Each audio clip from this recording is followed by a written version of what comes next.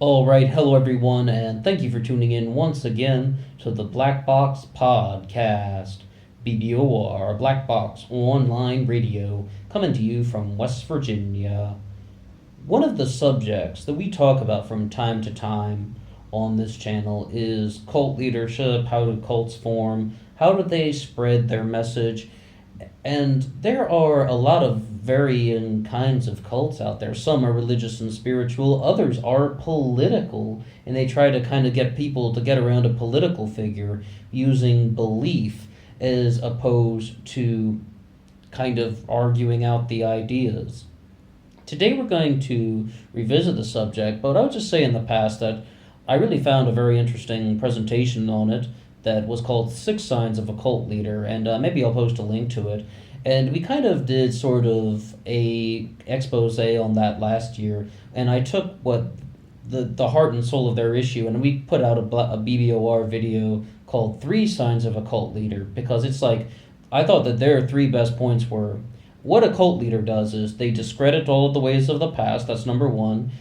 They then produce a new way to live, and that's number two. Usually it's in the form of a book.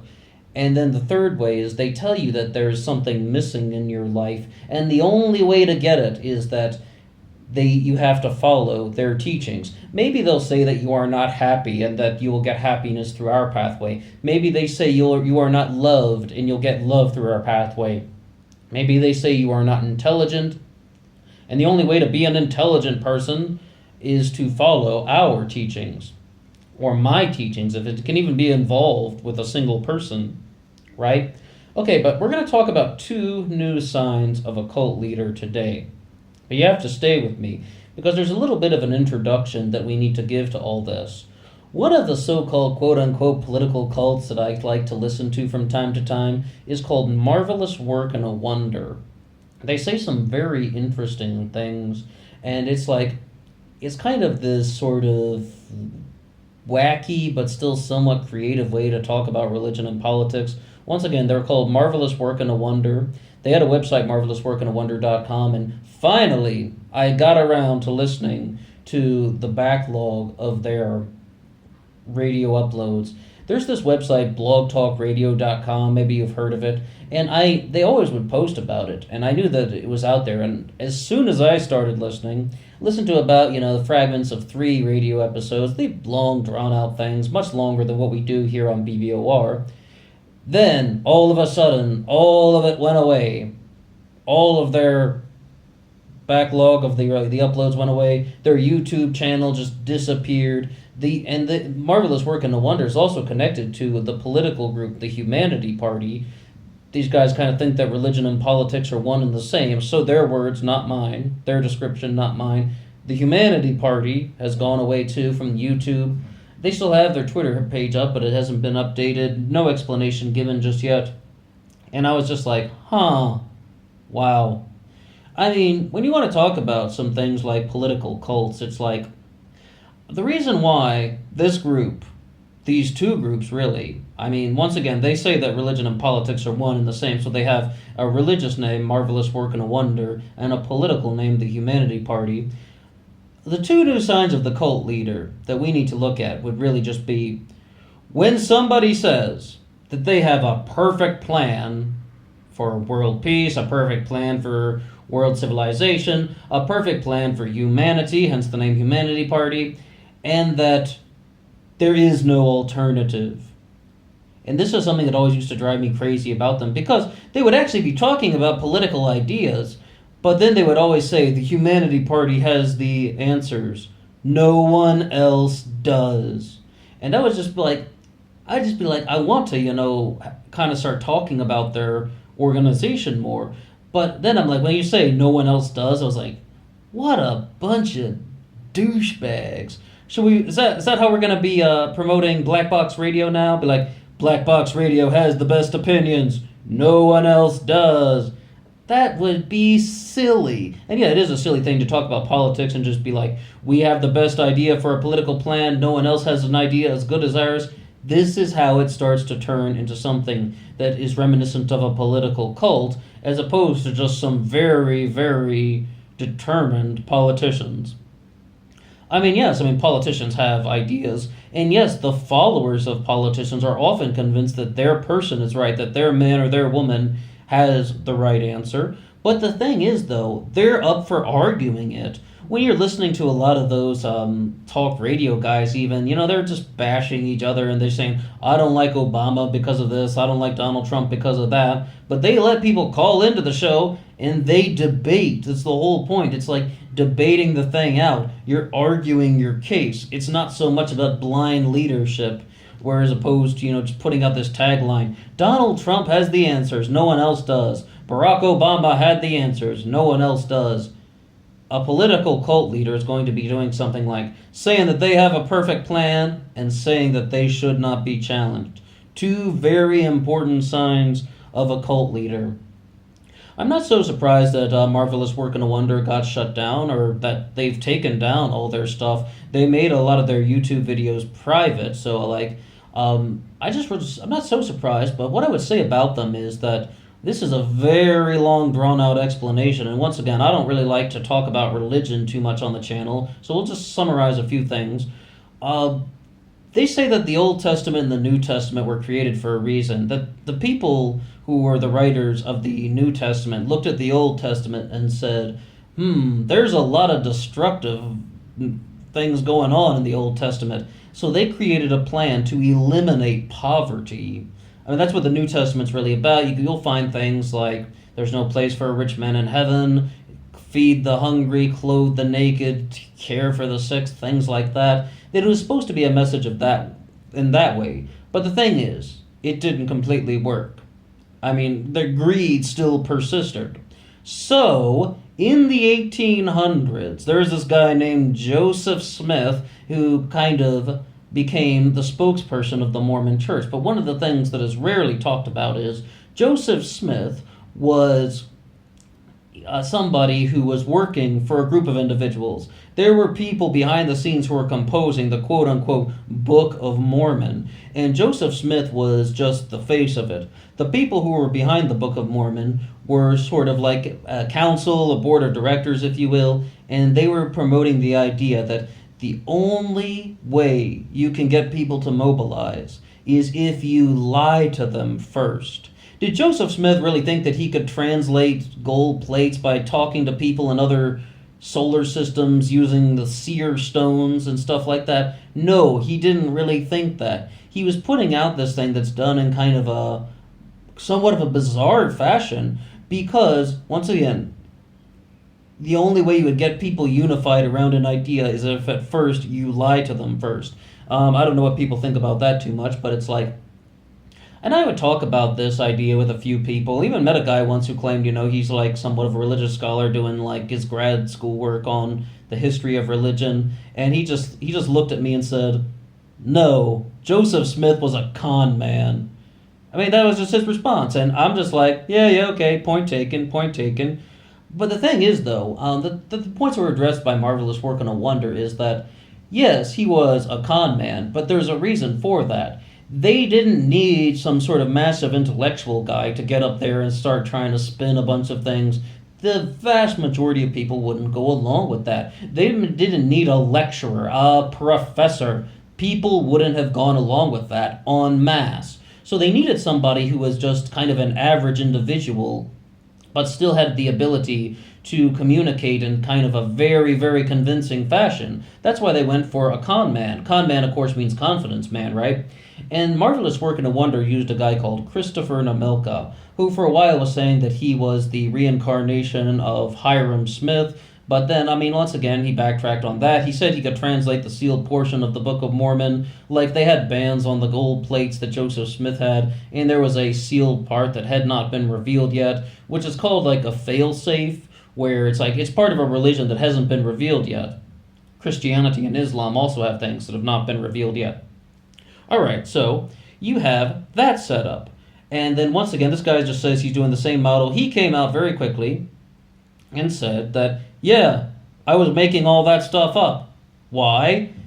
Because people will only mobilize if at first you lie to them. It's just that is how you have to convince the masses. And our governments do stuff like this with things like propaganda as well. But the thing is, though, Marvelous Work in a Wonder was kind of trying to expand all this into a book called The Man from Joe's Bar and Grill, which is supposed to be the story of Christopher Nemelka, their kind of spokesperson. Once again, he claims that he's working for a board of directors. The Humanity Party had a board of directors whom they just said were anonymous people, but they are scientists and lawyers and researchers who composed a plan for human civilization to kind of get rid of poverty. It's about eliminating poverty and universal brotherhood. They want to get rid of the 50 states in the United States of America and just turn them into districts. We're going to be one nation with just many different districts, and we're going to have a representative from each district. The biggest thing that I talked about on this channel with the Humanity Party was they wanted to have universal basic income as a voucher system where you could have like a card, a voucher card, that you could use to buy food, clothing, shelter materials, education, and medicine with. Those 5 things that they called the 5 basic necessities of life. Andrew Yang, the presidential candidate, says something very similar, except he wants it to be done with cash. He's giving every adult ages 18 to 64 $1,000 a month. The Humanity Party was just like, give them the universal basic income, but within a voucher system. And like, this is the idea that I've had the most conversations about on the channel, because I was like, is that actually something we can talk about? If you give people cash, they're just going to spend it on drugs. They're going to spend it on prostitutes. They're going to spend it on, I don't know, confetti. I mean, like ridiculous things, and they aren't going to be spending it on the necessities of life. It'd be very possible to have something. We have the EBT cards. We have the WIC system. You could just have something like that where it's based on only these certain items can be purchased with a voucher card. And once again, they said something very detailed about how they are going to pass laws to control pricing and inflation and all that. Anyway, Marvelous Work in a Wonder was supposed to reveal a lot in The Man from Joe's Bar and Grill, talking about who their spokesperson is, and as well as some parallels to Joseph Smith, about how that this guy is sort of like just doing the same thing that Joseph Smith did, pulling people away from the misguided ways of greed and toward world peace, universal brotherhood, and eliminating poverty. And that people had also gone astray with the Mormon Church. The Mormon Church has become something very profitable, so that they wanted to pull people away from greed and once again show them a pathway toward world peace, prosperity, and eliminating poverty. But the thing is, though, it's called the Humanity Party, right? And you look at their website and it says, by the people, for the people. The first political party, by the people and for the people. But at the same time, are they actually asking the people what the people want to hear? And it's like, no, they're trying to use their plan. This is an enormous persuasion trick that is done by many politicians. It doesn't have to be the Humanity Party. It doesn't have to be Marvelous Work in a Wonder. It doesn't have to be Christopher Nemelka. It doesn't have to be any of the politicians running for president. All kinds of politicians will do this and say, no, I'm about personal freedoms. No, I'm about individual responsibility. No, I want to listen to what my constituents have to say. Oh yeah, by the way, except for the fact that I don't, and we're just going to do whatever I want to do that's beneficial to my career. I'm just going to force my way on the system because, well, I have the power and you don't. I mean, this happens all the time. Even the guy Tim Ryan that's running for president, the representative from the 13th District of Ohio, we called him out on this channel because we were talking about his book, The Real Food Revolution, and he says, I believe in personal responsibility. So he writes in the book, and I'm like, dude, you wrote a whole book about how you want to force your way on America because you think it's better. And he is a lawmaker, and maybe he actually does have some authority to talk about what could be beneficial to Americans in terms of legislation. I mean, that's his flippin' job. But I was like, don't masquerade and act like you just want people to be all thinking for themselves and you actually are caring about the interests of people. You wrote the entire book saying that you think that your way is better and people should be living the way that you think, not the way that other people think. And it's the same story with the Humanity Party. And it's the same story with countless politicians. And there's a difference, though, between somebody like Tim Ryan and just politicians who are somewhat deceptive and cult leaders. Because the cult leader types of political politicians, political cult leaders, if you want to call them that, they're going to be more like, we have the answers and no one else does. The only way to go about life is to follow me. And any time that they don't get their way, they are going to say that, oh, well, there is a conspiracy against me. Anytime that they don't rise in the power game, the global elites want to keep me down. Well, who are these global elites that want to keep you down? You know, the elites. Maybe the New World Order, or maybe the British system of political economy, maybe the globalists, maybe the social engineers. They want to keep me down. Never getting very specific about who these elites are. Whenever there's a conspiracy to shut somebody down, there's almost always kind of a turn toward people who are not very well named. It's almost turning to a group, turning to something like the globalists, turning to something like the New World Order. But in reality, it's like maybe these ideas aren't catching on because it's really flippin' difficult to become super famous when you're a wacky cult leader who doesn't want to listen to anyone other than yourself. I mean, when you're sort of just saying, hey, come follow me. By the way, don't talk because I already know everything, which is essentially what a lot of them do. And it's definitely stuff that you could hear about on the Humanity Party and Marvelous Work and a Wonder. I mean, like I said, I was listening to the backlog of their radio show, and it was sort of about how just the concept of, we mentioned one line they had once about, don't ever tell me what you think about anything. If you say that you don't care, if you say that you're going to challenge a plan that will work and that is working, you don't care about success, you don't care about the solutions, you're just trying to fuel your own ego. That was a quote from something that had been mentioned on one of their videos. And it's like, well, just one of the things, what's going on there? You told people not to argue. This is a cult leader mentality. This is a cult leader tactic. Telling people not to argue.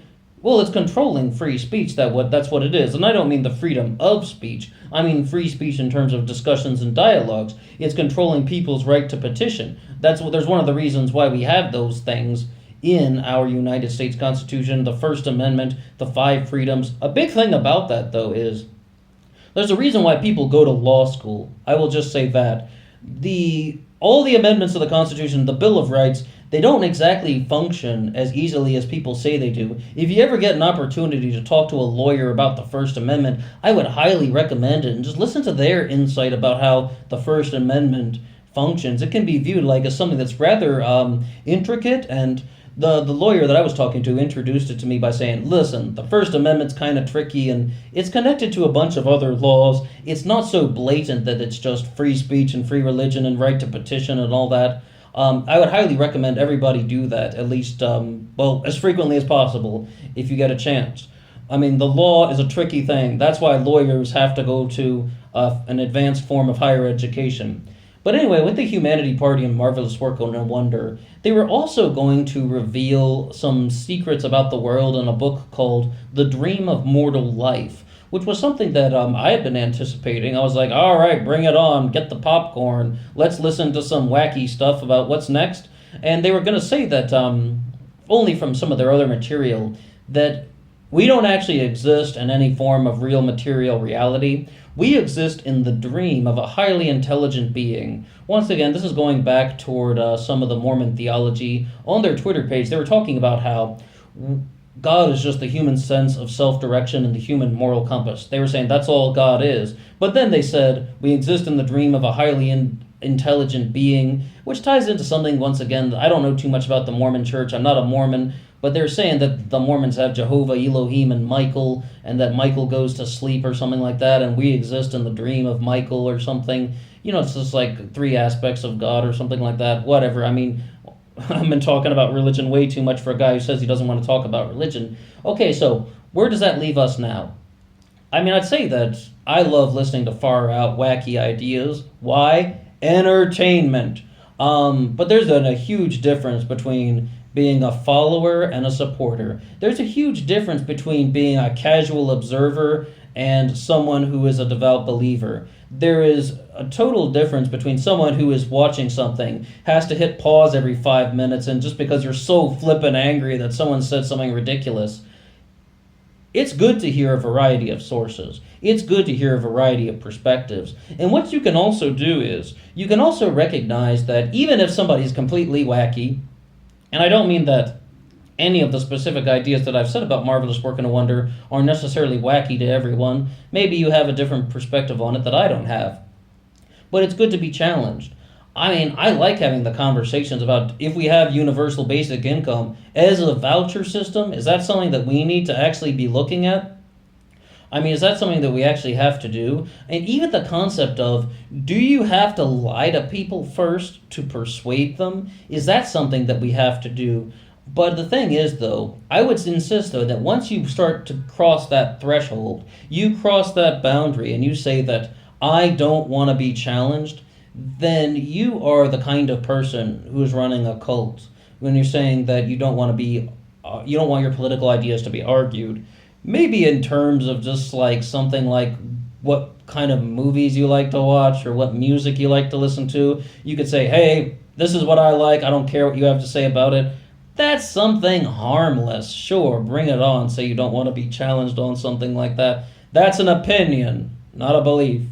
But when you're actually dealing with political ideas, when you're dealing with spiritual and religious ideas, when you're dealing with plans for human civilization, plans for world peace, and yours are just so good that they don't deserve to be challenged, it sounds like you've entered into the realm of cult leadership. And I think a lot of politicians are going to use similar tactics. I don't believe that they will be as extreme as the Humanity Party and Marvelous Work in a Wonder. Perhaps that they will be something more like Tim Ryan, where they'll be like, hey, I care about what you guys think, and you guys can be responsible for yourselves, except for the fact that we're just going to do things my way because I'm the lawmaker and you're not, and I'm just going to put my way into action because, once again, I have power and you don't. So, our political world is not perfect. Our political system is not perfect. But at the same time, we're currently searching for a better one. And we really have to recognize that people that want to be heard but don't want to be challenged, especially in very specific instances, such as a plan for all of humanity, but they don't want anyone to say anything back to them, I mean, that's a little bit difficult to accept. Maybe they'll re-upload some of these Marvelous Work in a Wonder videos.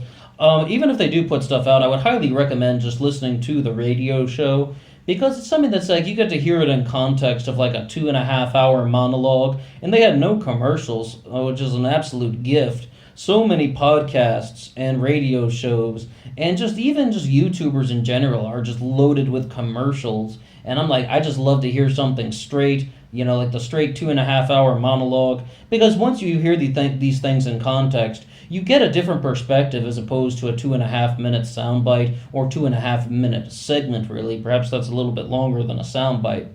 Well, we're kind of reaching the end of this upload, and I would just like to say that I'm going to be very cautious about political cults. I just noticed that all the videos from Marvelous Work in a Wonder had been taken down, and I don't know if they're going to release their books, The Dream of Mortal Life and The Man from Joe's Bar and Grill. But what I would say about it is, it's entertaining all the same. They put their stuff out on the internet for free. You can buy hardcover copies of the books, but their online PDFs, the digital copies, were always out for free. I mean, I like free stuff. If that's a sin, I am a sinner, all right? I like free stuff. Not everything, not everything, just most free things. But it's like, when you actually want to kind of look at ideas like this, sometimes it's just entertaining to listen to far-out, wacky political thought. Sometimes you want to listen to people who are just different than you. And I think that that's totally natural and totally human. And that's all I have to say for now. What do you think about political cults, and what do you think about what we said, that a sign of cult leadership is that people don't want to be challenged, and that another sign is just that they say that they have a perfect plan? I'd love to hear from you, and until next time.